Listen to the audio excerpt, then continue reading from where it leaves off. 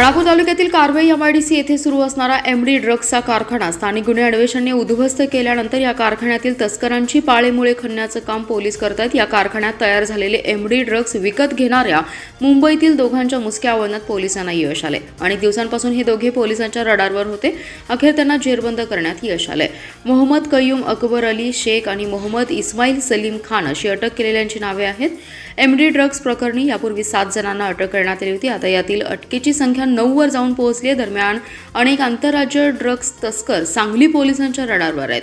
विटाजवळील कारवे येथील औद्योगिक वसाहतीमध्ये बंद कारखान्यात एमडी ड्रग्स बनवणाऱ्या रहुदीप बोरीचा, सुलेमान शेख, बलराज अमर कातारी या तिघांना अटक करण्यात आली।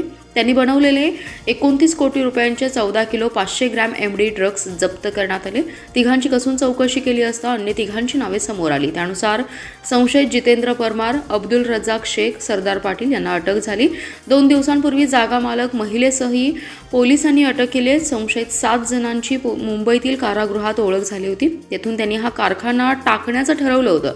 पहिल्या 2 बॅच फेल गेल्यानंतर तिसऱ्या प्रयत्नात त्यांना यश आलं।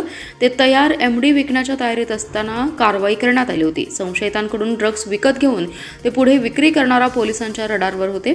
अटकेतील जितेंद्र परमार आणि अब्दुल रजाक शेख यांच्याकडे कसून चौकशी केली असता मुंबईतील मोहम्मद शेख आणि मोहम्मद खान यांची नावे निष्पन्न झाली। स्थानिक गुन्हे अन्वेषणचे एक पथक संशयितांच्या मागावर होतं, मात्र ते पोलिसांना गुंगारा देत होते।